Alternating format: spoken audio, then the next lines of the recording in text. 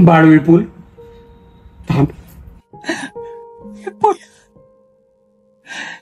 ती गेली सोडून तिला बरेच वर्ष झाली. तिला नवरा बायको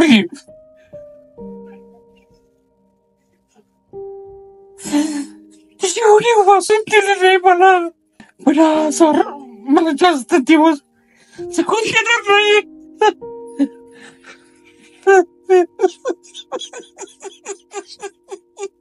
आयुष्यात सर्व करून अरे तर दौलत कमाव, नाव कमाव, तो सर्वस्व कमाव, पण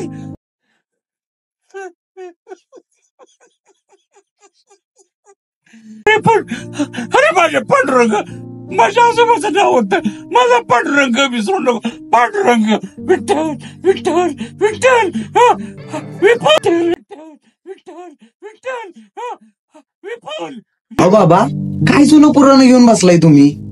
अहो तुम्ही चांगले आहात आणि कुठे जाणार आहे तुम्ही? तुम्ही इथेच असणार आहे. माझ्या वारीत खंड पडून नेऊ नकोस. मी आजही वारीत जाणार आहे. आज इतका आजार मी वारीत जाणार आहे. माझ्या वारीत खंड पडून मला विठ्ठल भेटाल पण.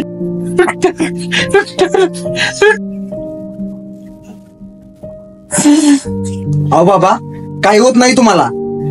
अरे विठ्ठला ऐक ना माझं. हा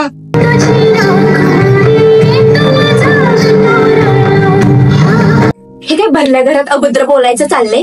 एकतर माझं विकेंड फुकट चाललंय आणि ह्याचं काहीतरीच आपलं. बघ ना, बाबांचं तर ना भलतच काहीतरी चाललंय आणि मला हे अजिबात पटत नाहीये. अगं तू ऐकशील का माझं? अगं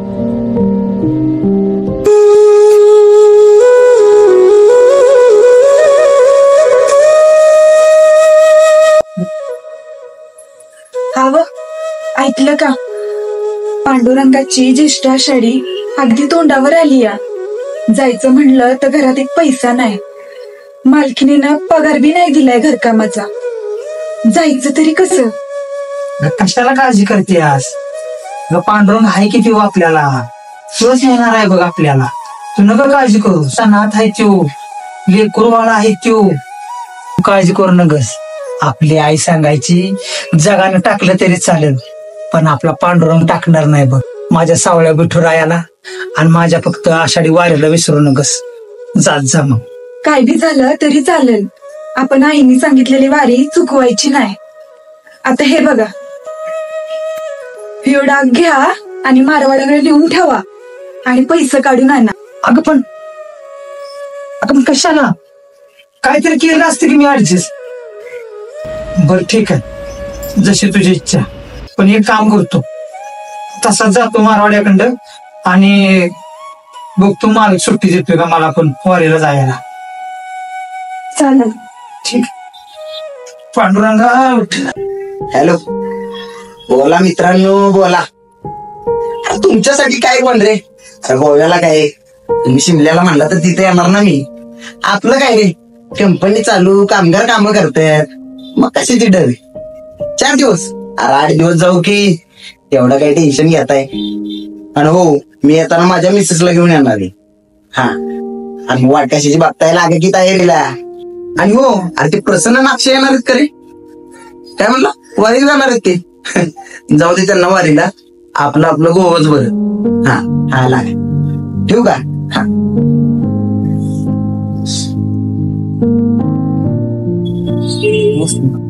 अरे पंढरी, या वेळेला लेट झालायच वाटतं. जा कामाला, जा कामाला. नाही मालक, तुमच्याकडे थोडं काम होतं म्हणून आलो. कसलं काम? हे बघ पंढरी, पैशाचं काम असेल तर आत्ताच सांग. आधीच तू उचल घेतलेली, आणि ते पण महत्वाचं म्हणजे रोज तू नेतोयच की हजेरी रे.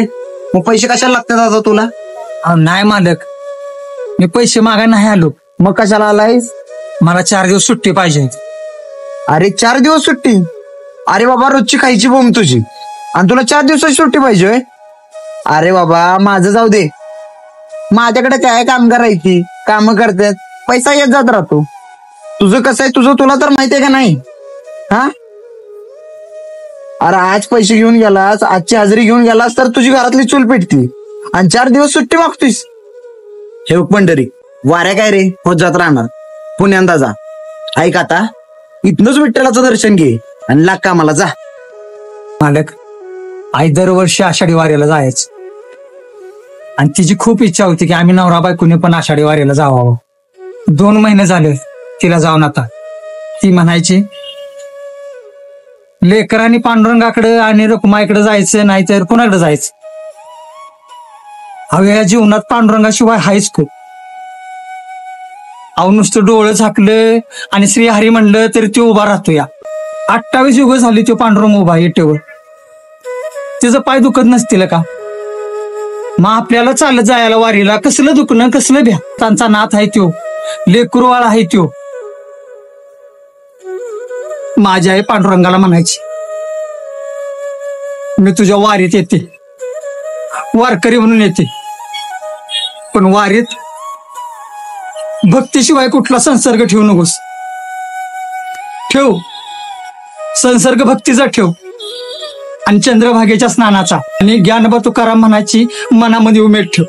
जाऊ द्या मालक, तुम्हाला तुमच्या आई वडिलांनी वचन दिलं असतं का नाही माझ्या माघारी आषाढी वारीला जा म्हणून, आणि जायला जमलं नसतं तर या गरीबाचं तुम्हाला दुःख कळलं असतं. नाही जातो वारीला, लागतो कामाला, जातो मी. माझ्या माघारी वारीत खंड पडून देऊ नकोस. माझ्या माघारी वारीत खंड पडून देऊ नको.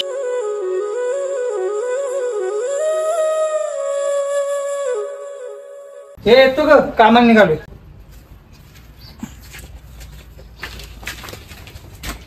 मालक तुम्ही कुठं निघालायस पंढरी? कामाला? अरे तू कामाला गेलास तर वारीला कोण जाणार? म्हणजे यंदा तू आणि मी दोघं सगटच जायचंय वारीला. तुझ्या आईसाठी आणि मी माझ्या बाबांसाठी.